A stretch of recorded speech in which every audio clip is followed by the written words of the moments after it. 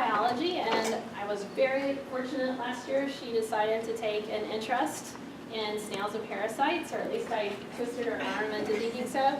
And so she did some great research last year on some different snail parasite questions, and then this year she came back for some more with a very different angle.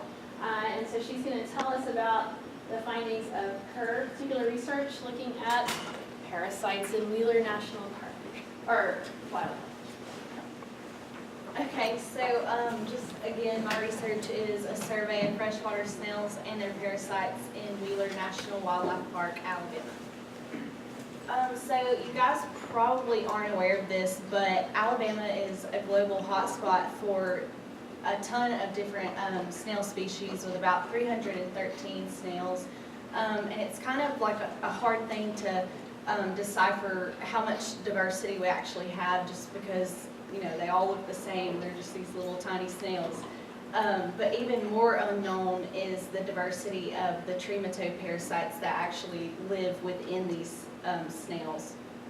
And it could be an astronomical amount.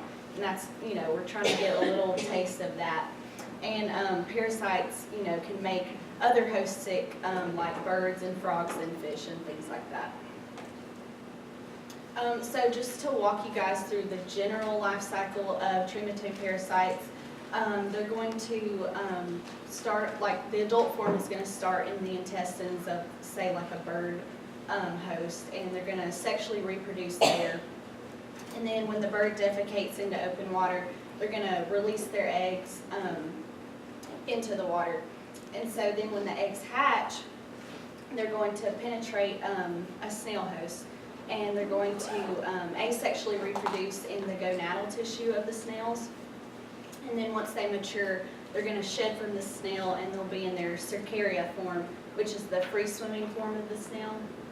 And they're going to swim, and they're going to find a fish host, and then once the bird is eaten by, or once the fish is eaten by the bird, then that's how the cycle starts all over again. And so, like I said, these parasites do swim to get to other hosts from the snail. And this is a video. I'm not sure how to play it. But this is a video so you guys can see the cercaria swimming. This is from my research I did last year. But you can see it kind of swims in an up and down motion to resemble a fishing lure to entice the fish to eat it, and that's how it gets to its next host. And then here's just some pictures. You can actually see these trematodes under the microscope. Here's what it looks like when it's inside the snail tissue, and then this is just compared to what uninfected tissue looks like.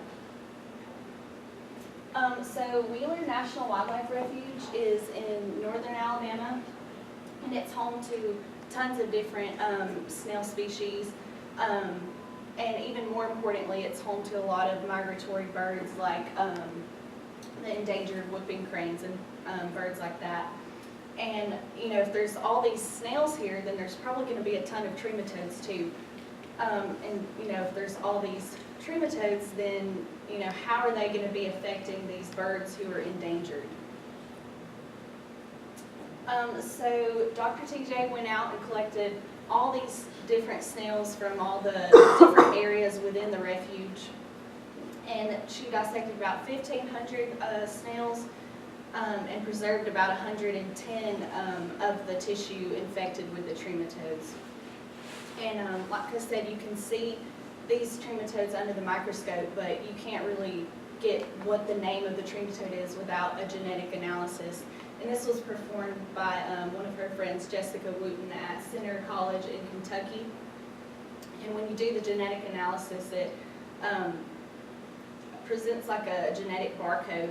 And this is, involves the sequencing of the 18S rDNA. And that's used by lots of different researchers to identify, you know, whatever organism they're working on. So my job throughout this whole project was to assign names to all the parasites that we found from the snails in Wheeler. And we did this by comparing our sequences from our snails to published sequences within the website called GenBank. And this is just a website that researchers go in and add their sequences that they find, and then other people can base their findings off of the published sequences. So our big question was, who are these trematodes in the Wheeler National Wildlife Refuge? So we came up with these two objectives to answer our question. And the first one was to get names of parasites based on closest sequence matches to the known sequence published in GenBank. So to do this, once they sent off all the parasites and found the sequences, and they came back, they're in a table, and for each trematode sample that we were working on, we wanted to find the sequence with the highest percent match. And each match has its own accession number that's unique to that sequence to identify it. So we found the highest percent match, and then we would copy and paste that into the GenBank website and search it. And it would pull up, most of the time, a genus or a species of a snail, but sometimes it wouldn't even pull up anything at the family level, so it was kind of like a hit or miss kind of thing. But it pretty much gave us all the names that we were looking for. And then we also looked to see what the farthest percent match was from whatever the highest percent match family was, just to get like a range of the name at the highest and the farthest away.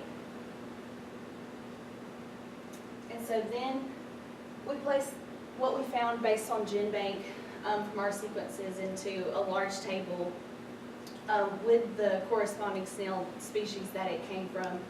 And we had about a 94 to a 98% match.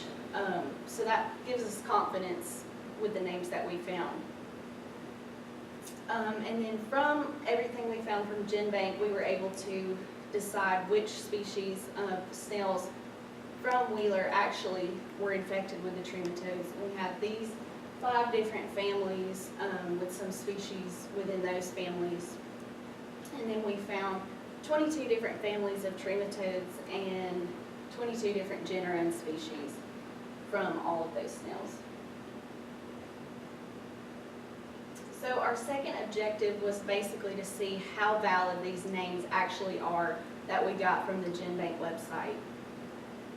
And we did this through comparing what we found to different published literature. We used lots of different scientific articles. Also this book called Trematodes of North America, that is Dr. TJ's favorite book. But it gives us a ton of information on these snails and parasites. And we also wanted to check the location of these trematodes just to see, does it make sense that these trematodes are being found in Alabama?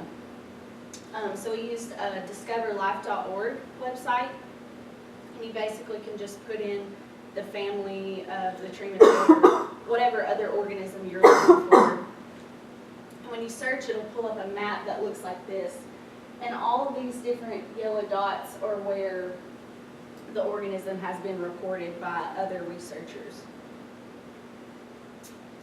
So after we did look through all the published literature and use this site, we were pretty much able to verify all the names that we found. We had some mismatches, about 30 different cases of mismatch. And like you can see here, this is just an example from the table we did, but like the one that's highlighted in red, that snail species that supposedly our parasite came from wasn't the one that we found in all the literature we looked through. But the one below that is highlighted in green, so that family did match in all the different published literature that we looked through. So through doing all this, we found a ton of different parasites, like I said, 12 different families. There was about 30 mismatches, like I said, at the family level. There were some mismatches at like the genera and the species level, but that's not too much of a concern because like, it's really hard to, determine something that far down, especially when you don't really know much about it. So, but the ones that occurred at the family level, those are a little bit of a concern. So we're gonna look more into those. And the mismatches could have occurred just due to lack of research on these trematodes or lack of published sequences on the GenBank website. And most of the time when we looked up things on this Discover Life, it turned out looking like this.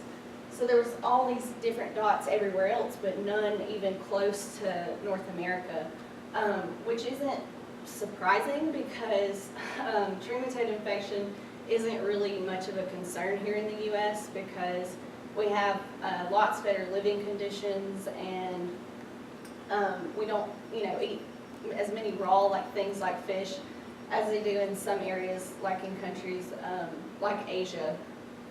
And this is an example of a parasite in Asia that causes fasciitis, which is liver rot, so that sounds really fun.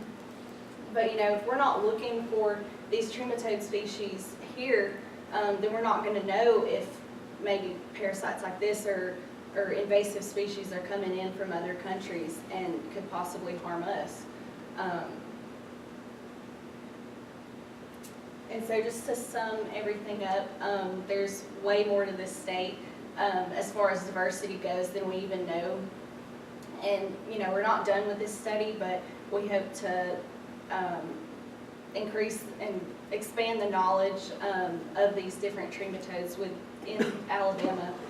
And hopefully we'll be able to add our sequences from our trematodes to the GenBank website and also to Discover Life. So hopefully our map will look like this by the end of it. And then I just wanted to thank JSU and the biology department for all the amazing faculty that they have and all the opportunities they give students for research. And special thank you to Dr. TJ for letting me crash her research. So, thank you.